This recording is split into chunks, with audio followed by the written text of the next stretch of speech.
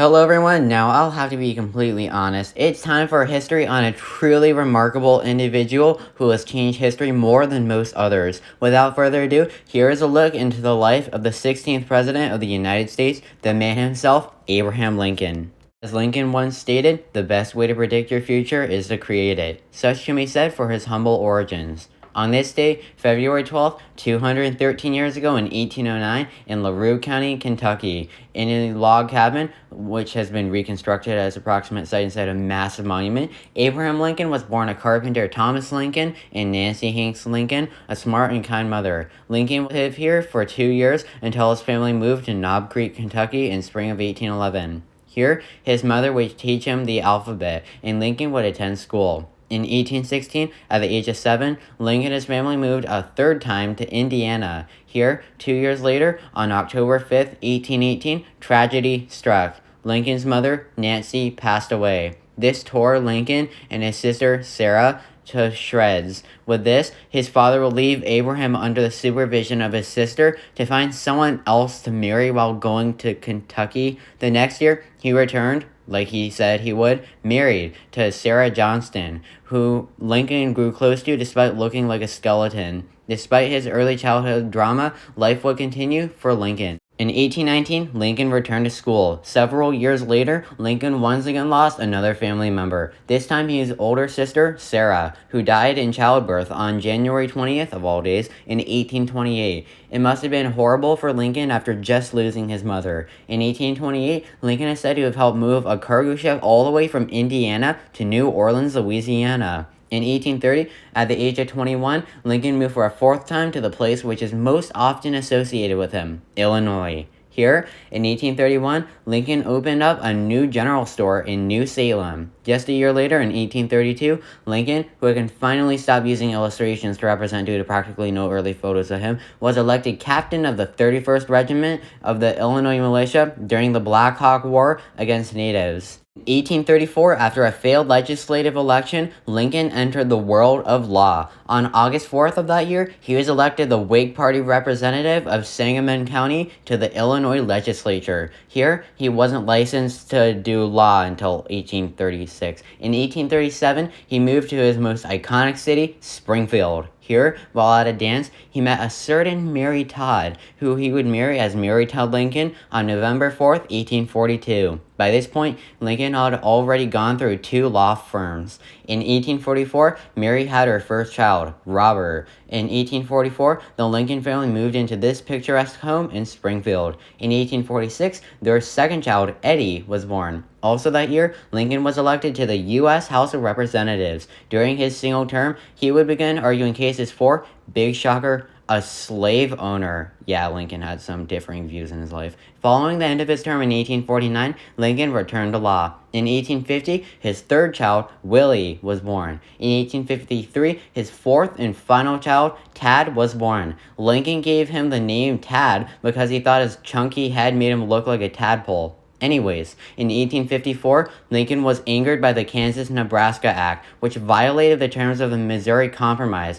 allowing slavery to expand further where it was agreed it couldn't. Events like this would inspire him to lead the foundation of the Republican Party in Wisconsin, which he would join. With his arrival to the Republican Party, Lincoln had entered his political career. On June 16, 1858, Lincoln delivered his speech at the Republican National Convention, where he said his most iconic quote, "A house divided against itself cannot stand." On May 18, 1860, Lincoln was nominated as the Republican candidate for president. On October 15th of that year, Lincoln was approached by an 11-year-old girl named Grace Bedell, who told him he should grow, quote, whiskers to improve his appearance. Who can blame her? I think everyone was tired of looking at Lincoln's cheekbones. And so, on November 6, 1860, Abraham Lincoln was elected the 16th President of the United States. With this, a year later, American history would change forever with the act of one state, leading to the deadliest crisis in American history.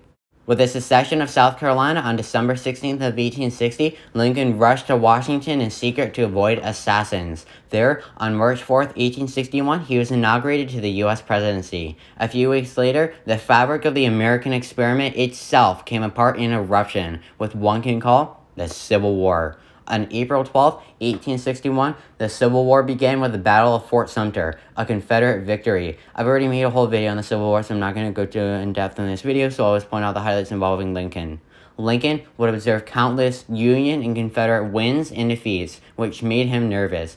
Tragedy would also strike, as his son, Willie, died of typhoid fever in December of that year. Lincoln wanted to give the Civil War a new meaning other than preserving the Union, which is why he would need to take action. On January 1st, 1863, he released the Emancipation Proclamation, which stated, quote, that all persons held as slaves within the rebellious states are, and henceforward shall be free. This would make the war about ending the cruel, despicable, and sickly institution that was slavery. In July of 1863, the most infamous and important battle of the American Civil War occurred, the Battle of Gettysburg. There, the Union faced the military leader of the Confederacy, General Robert E. Lee. With the end of the battle was a turning point for the Confederacy. The Union won, and it would be the beginning of their end. On November 19th of 1863, Lincoln arrived at the opening ceremony of a cemetery at the battlefield, where he delivered the legendary Gettysburg Address. I've already made a whole video on this,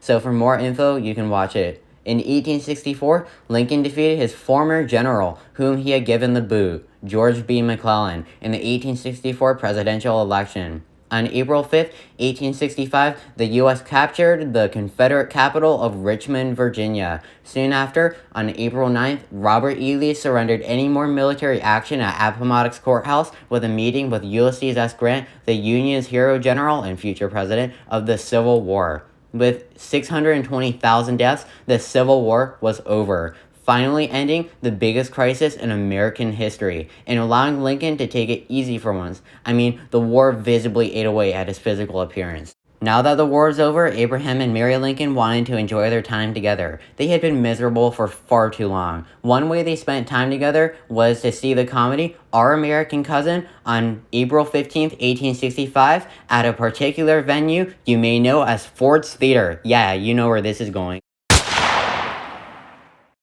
The president was shot in the back of the head by the depressed alcoholic and Southern sympathizing actor John Wilkes Booth, who broke his leg jumping from the booth to the stage. As he jumped, he screamed Sic Semper Tyrannis, Latin for ever thus to tyrants. I can attest to that fall. I have been to Ford's Theater and seen the spot where Lincoln was assassinated. It is perfectly preserved today. Here's a photo I got when I visited.